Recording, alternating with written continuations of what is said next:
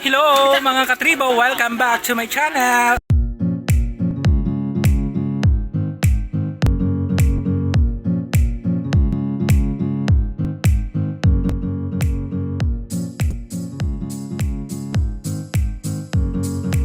At sa araw pong ito ay meron kaming gagawin na kami po ay maglulupakan. Kahit umuulan, tuloy ang laban, tuloy ang lupakan.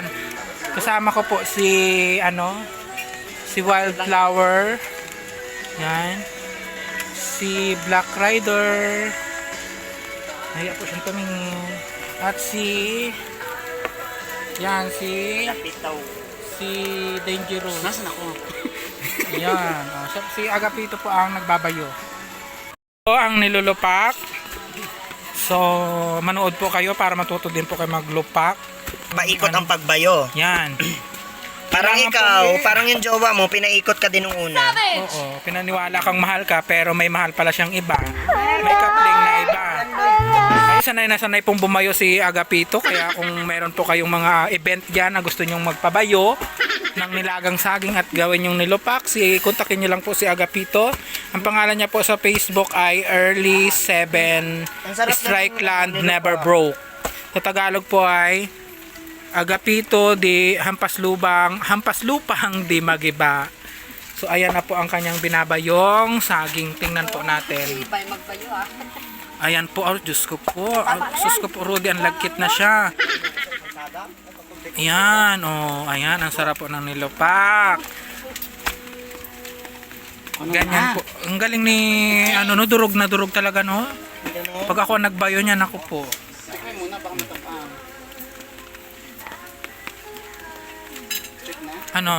Anong lasa? Matabang pa, so dadagdagan ng gatas para matamis. Kulang kasi ang asukal natin. Dapat dito. Oo, bili pang asukal. Mabili na lang para mas masarap. Bili na, ikaw. Wala ba ibang tindahan dito? Magkano ba ang Lang ang bibilin. Meron pala dito. Meron pala dyan malapit lang. So, magkano yung kalahati na? Atin siya. Natin ang nakaraan. Tayo po ay maalaala mo kaya? 1986. Bring back the memories bring back. Magbalik pa ang mga walang harvester. Yun, ganun po. Hirap na yun. Nakakasugat po ng kamay. Nagulang na ang Tapos wala pa nitong lagay. Oo nga, nalimutan. Pati mani. Pati man. Ay, mani pa sa ibabaw lang pala yun. Ayan, sanay na sanay pala sa lupakan si Agapito. Malaki ng asukal. Ingredients po, ang main ingredients ng nilupak ay saging. Mas maganda po sa nilupak yung hindi masyadong magulang para hindi po siya matigas bayuhin. Then meron po dapat tayong ano nga mga ingredients niyan, Agapito? Niyog, no, niyog. Ang niyog nilagyan ng asukal. Then nilagyan mo ng Sprite. Mali, kulang ka pa. Siyempre may lagayan. Lagayan po namin ni Caldero. So, ihanda po natin muna yung lusong at halo. So, Mali pa din. Kulang pa yan. Yan, nahalo na dyan ang So, masarap po ang aming nilupak. So, sa mga willing pong magpagawa ng nilupak, tawag na lang po kayo sa mga online. Wag na po sa amin. At nahirap po magbayo. Bibili na lang din niya. Pero ang paborito kong nilupak, yung nilupak na balinghoy. Yung tinda sa bayan, no? Ang sarap. May keso.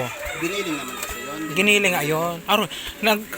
Sumubo kami na maglupak ng balinghoy dati.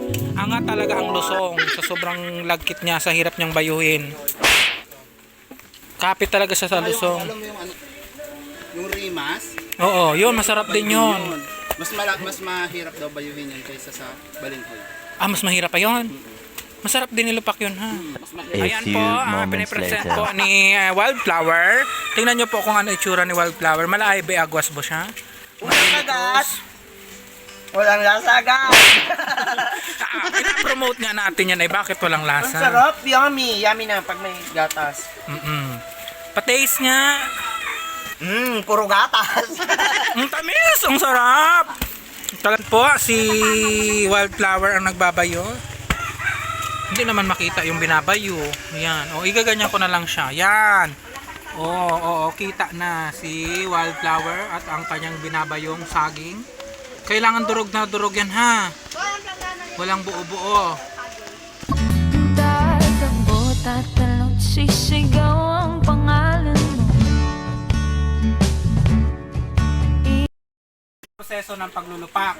First of all, mag-prepare ka po ng lusong. Yan po ang lusong na tinatawag. Ito po Kahit yung may mga lusong lulupak. ka, pag wala kang saging, wala. Opo. Then ito po yung, ano tawag dito?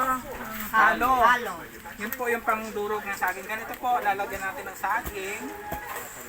Yan. So dapat dudurugin po natin ng ice para pag kinagat po ng kakain ng inupak, hindi po buo-buo or ramdam ang saang. Para baga namang ang hirap ng nakatayo. Ang palaki po ng muscle sa mga gusto po maging maging bodybuilder. Kailangan niyo pong malagi maglupak para lumaki po yung mga muscle niyo. Tingnan mo. Bilisin naman, miss. Ang bagal mo maglagay ng saging. Go! Tumibok ang puso, wala ka nang magagawa kundi sundin ito. Kapag tumibok ang puso, lagot ka na, sigurado huli ka. Kapag tumibok ang puso, wala ka nang magagawa kundi sundin ito. Ang finished product ng aming nilupak. So after po na ilagay siya sa plato, lalagyan po natin ng star margarine. Then peanut. Sige na, ikaw bahala ka sa ball mo. Oh, yan, may nagtatalo pa po. Ayan.